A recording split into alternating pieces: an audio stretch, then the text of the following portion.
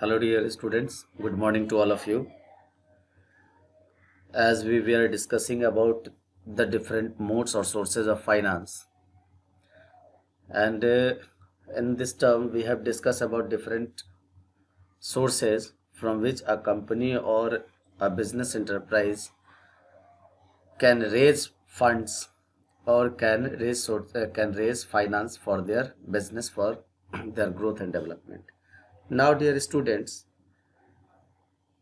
we have discussed almost the sources of finance available in a country. Today we will discuss all the sources of finance we have discussed in previously, including its merits and demerits. Now today we will discuss it in brief. So dear students, first of all, here you can see that I have written over here domestic source of finance or a national source of finance.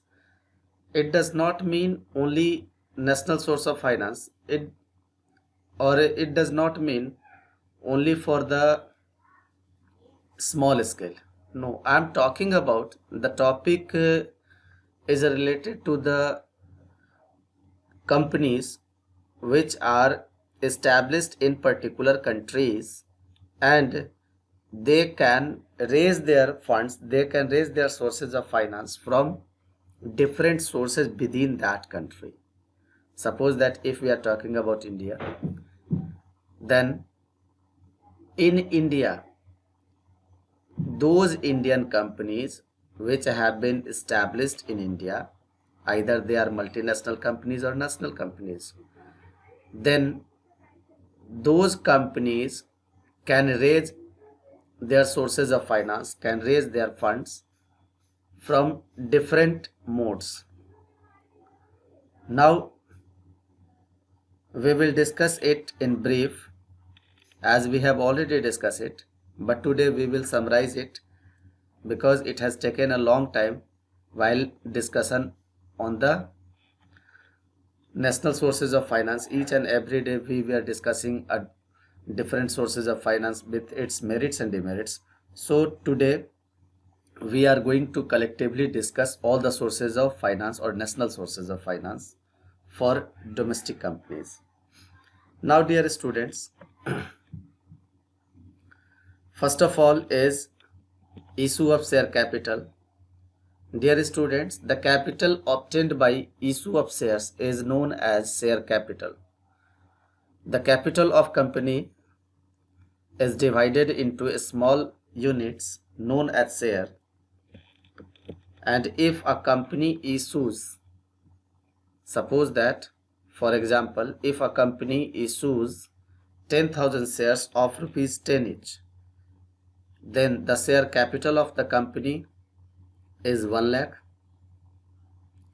and the per share rate will be known as, that is rupees 10. So per share rate is 10, and a unit which is going to be purchased at rupees 10, that is known as share, and the company which is raising the fund by issuing shares is known as share capital. Now dear students, first of all we will discuss that there are two types of shares. First is equity share and second is preference share. So dear students, if we are talking about equity share, there are two types of share. Equity share is known as the ordinary share too, and as it is clear with its name, this is the real share capital of the company which provides ownership in the company, which provides voting right, participation right in AGM, and right to speak before the any meeting. So equity shares have the right which to be the real owner of the company. Now dear students, next is preference share. As it is clear with its name, as we are talking about some preferences, so preference share has the preference regarding the dividend, payment of dividend, before the equity share, and they have also the preference regarding payment of the shareholders if the company is going for its winding up. In that case, the preference shareholder will be paid first, thereafter equity shareholder will be paid off. Now the next source of finance, that is debenture. As we have discussed about the debentures, that these are the important debt source of finance for raising long term finance. Debenture holders get fixed rate of interest on debentures, and interest is paid on debenture after every 6 months or 1 year.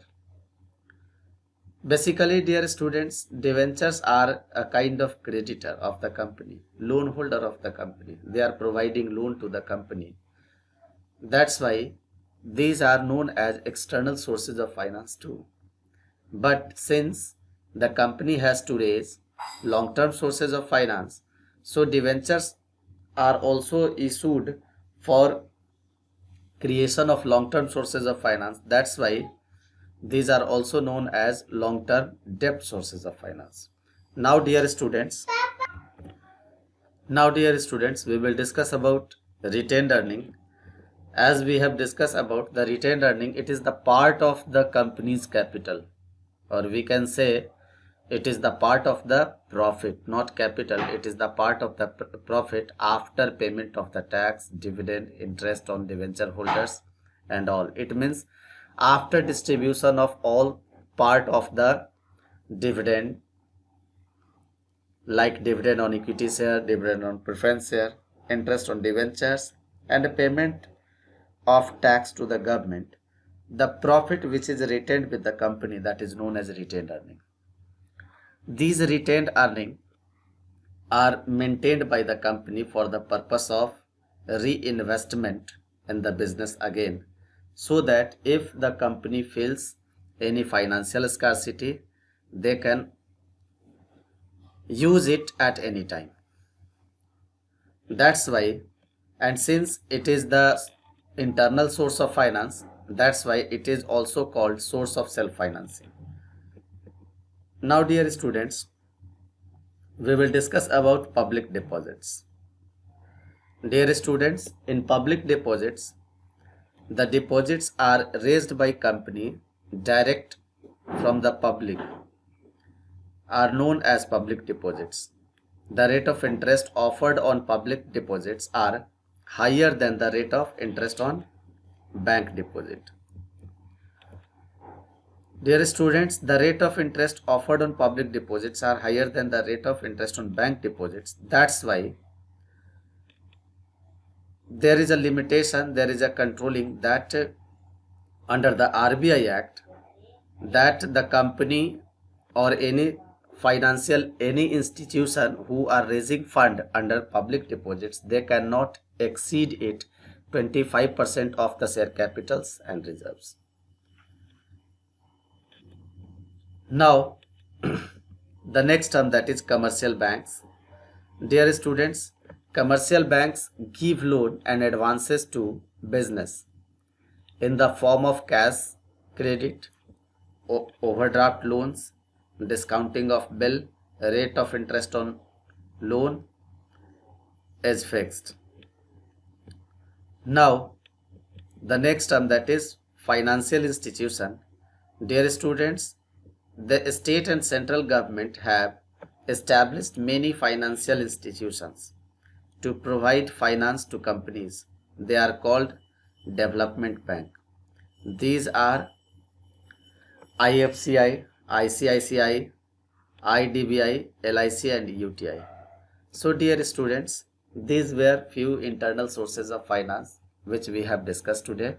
Tomorrow we will discuss or start the discussion on international sources of finance. It means if those company who are multinational company who are establishing their branches in different countries, then how they will raise the different sources of finance.